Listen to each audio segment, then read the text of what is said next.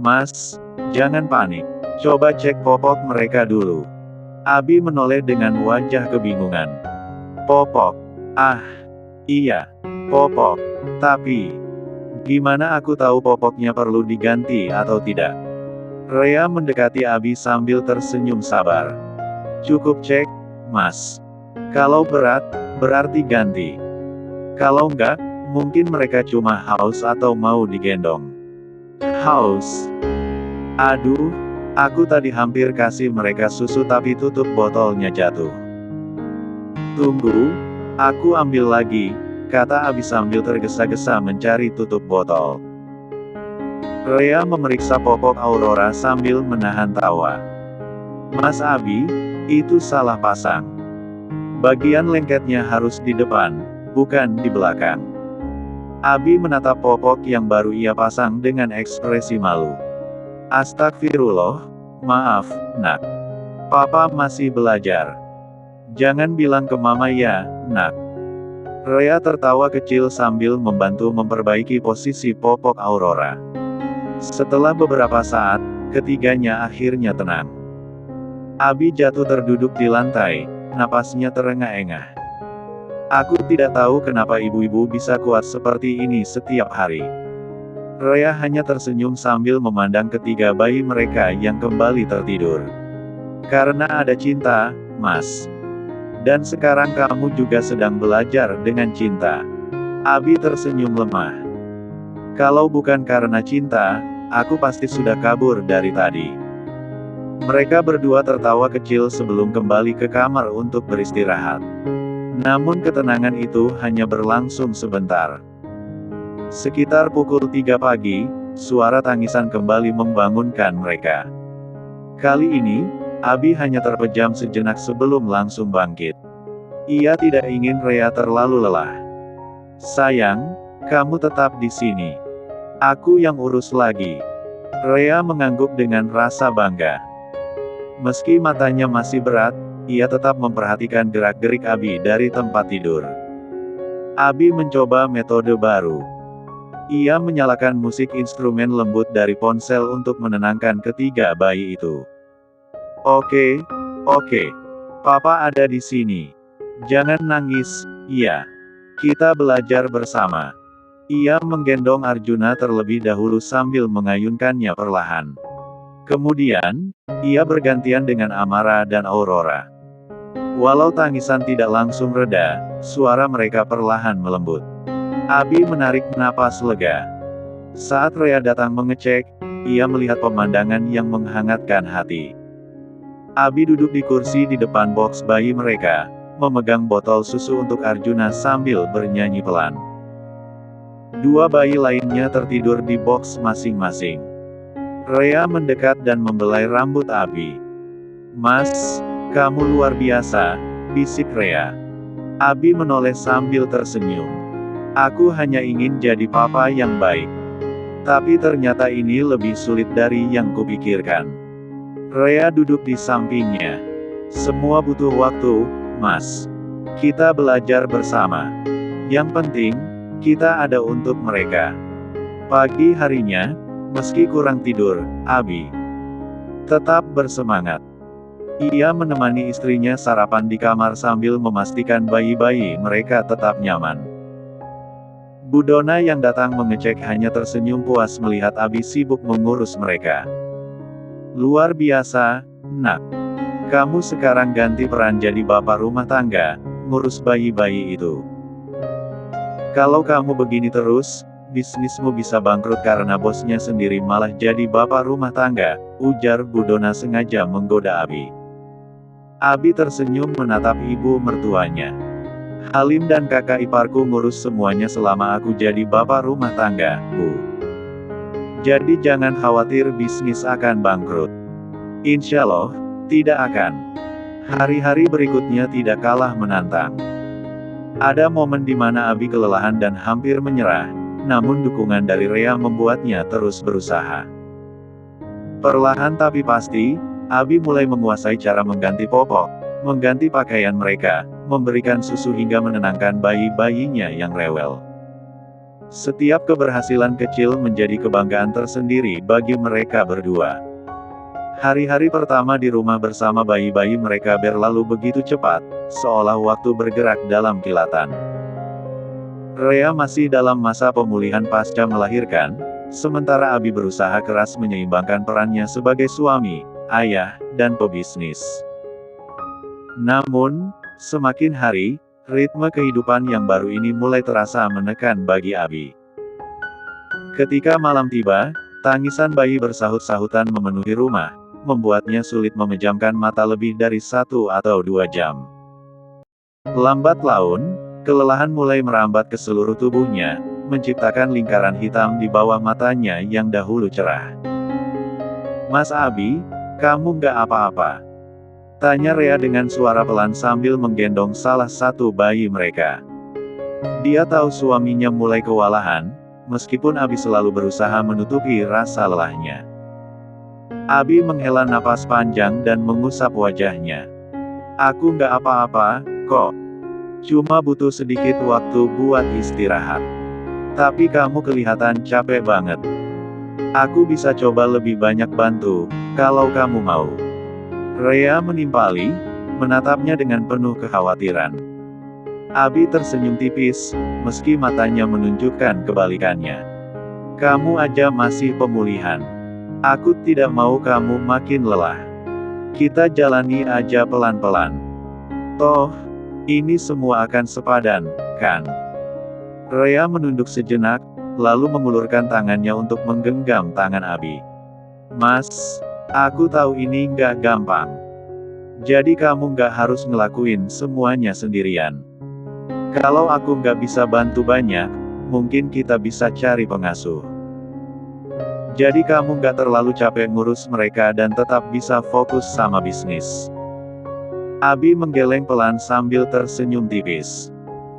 "Dulu, waktu ayah masih ada, beliau lebih banyak ngurus aku dan Kak Julia. Waktu itu, ayah tidak sesibuk ibu yang harus ngurus bisnis keluarga. Ayah cuma seorang pengacara biasa, tidak setenar Hotman Paris, jadi dia punya waktu lebih buat kami. Apalagi, ayah tidak tega lihat ibu yang sudah capek ngurus bisnis, lalu sampai rumah masih harus ngurus kami. Ayah selalu bilang, ibu sudah susah payah mengandung dan melahirkan kami, sementara ayah tidak melakukan apa-apa. Jadi, ayah memilih untuk lebih banyak terlibat dalam ngurus kami. Katanya, anak-anak harus tumbuh dengan kasih sayang penuh dari orang tua. Mungkin karena itu, aku juga ingin ngerasain sendiri bagaimana rasanya ngurus bayi. Ternyata sangat sulit. Tapi itu tidak membuatku kesal. Aku justru bahagia memiliki mereka." Mendengar cerita suaminya, Rea mulai memahami alasan Abi yang begitu keras ingin mengurus ketiga bayi kembar mereka sendiri. Rupanya, nilai-nilai itu ditanamkan oleh almarhum ayahnya. Rea pun tersenyum samar, meski matanya berkaca-kaca mendengar cerita tersebut. "Aku tahu kenangan Mas tentang ayah begitu berharga. Aku juga ngerti kenapa Mas pengin ngurus sendiri anak-anak kita. Tapi aku nggak mau Mas sampai terlalu capek. Kalau Mas sakit, gimana? Siapa yang tidurin aku nanti?" Candanya, mencoba meringankan suasana. Abi tersenyum lebar mendengar perkataan istrinya. Namun, momen itu terhenti ketika tangisan salah satu bayi kembali terdengar. Abi menghela napas dalam-dalam, lalu berdiri dan berjalan menuju tempat tidur bayi. "Sini, biar aku yang gendong.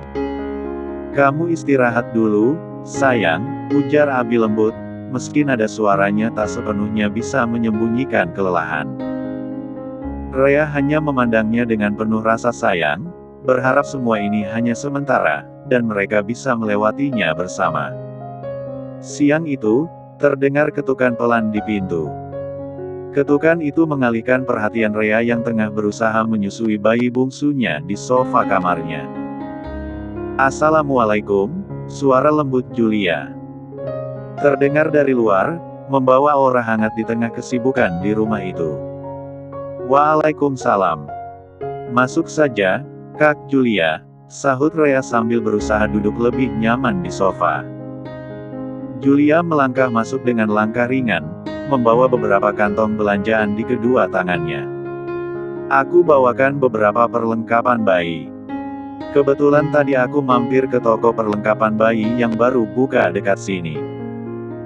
Barangnya lengkap, dan aku pikir kalian pasti membutuhkannya. Rea tersenyum hangat, meski wajahnya masih tampak lelah. Wah, kakak memang tahu saja apa yang kami butuhkan. Terima kasih banyak. Mas Abi pasti senang. Dia sedang sibuk mengganti popok di kamar bayi. Julia terkekeh kecil, meletakkan kantong-kantong tersebut di meja.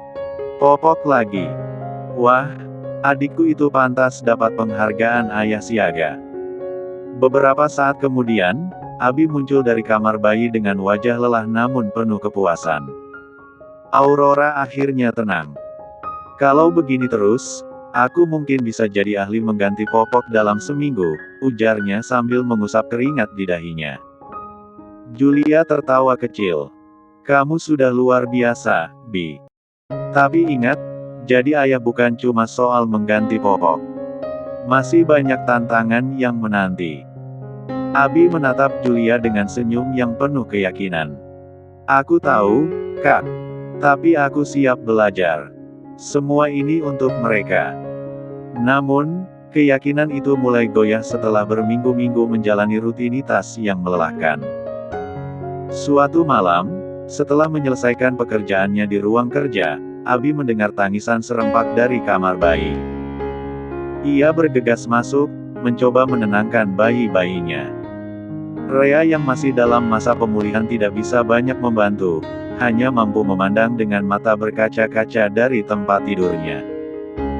Julia yang ikut bangun, menatap prihatin dari ambang pintu. Begitu juga dengan Elia yang hanya ikut memandang pamannya. Bi, kamu baik-baik saja? Tanya Julia setelah Abi keluar dari kamar bayi dengan wajah lesu. Abi menghela napas panjang, menundukkan kepala. Jujur, Kak, aku merasa kewalahan. Tangisan mereka seperti tidak ada habisnya. Aku ingin bisa melakukan semuanya, tapi rasanya mustahil. Julia menepuk pundaknya pelan. Kamu sudah melakukan yang terbaik. Mungkin sudah saatnya kamu mempertimbangkan untuk mengambil pengasuh. Ini bukan soal menyerah, Bi. Ini soal membagi tanggung jawab untuk kebaikan semuanya. Esok paginya, dengan mata sembab dan tubuh lelah, Abi akhirnya menyerah pada saran itu. Istriku, aku tidak bisa melakukannya sendiri lagi. Aku tahu aku bilang tidak mau mengambil pengasuh, tapi ini demi mereka. Aku akan pastikan hanya pengasuh terbaik yang menjaga bayi-bayi kita. Rea mengangguk, menyentuh tangan suaminya dengan lembut. Aku tahu kamu sudah berusaha sebaik mungkin, Mas. Kita lakukan ini bersama. Beberapa hari berikutnya, rumah mereka dipenuhi suara tawa bayi-bayi yang beriringan dengan suara wawancara calon pengasuh. Julia dan Elia yang selalu sigap membantu, duduk di meja makan bersama Abi, menyaring setiap pelamar yang datang. Mereka ingin memastikan bahwa setiap kandidat benar-benar kompeten dan bisa dipercaya. Seorang wanita parubaya dengan penampilan rapi duduk di hadapan mereka. Abi memulai dengan nada serius. Ceritakan pengalaman kamu mengurus bayi sebelumnya.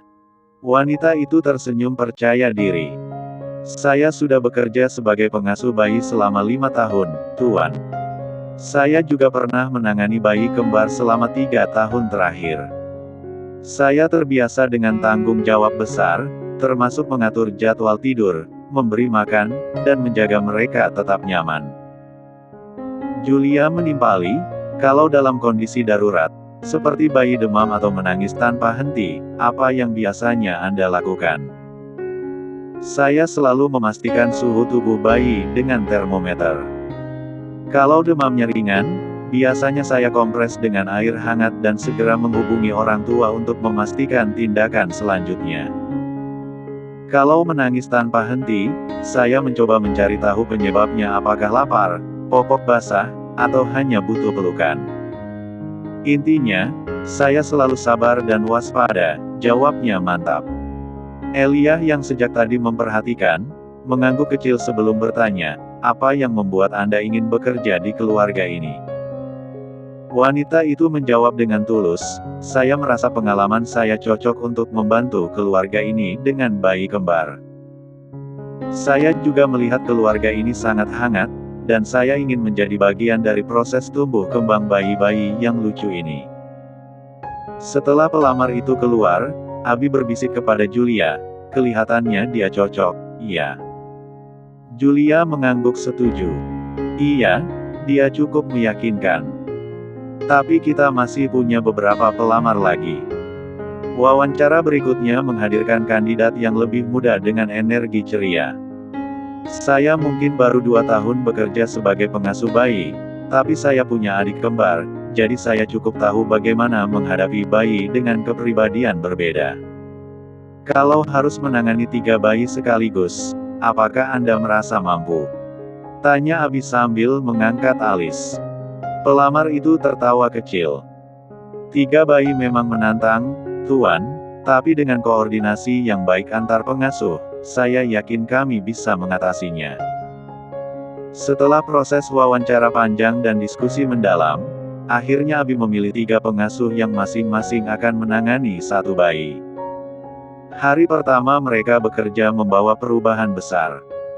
Para pengasuh sigap menjaga bayi-bayi, mengatur jadwal makan, dan bahkan membantu membersihkan rumah.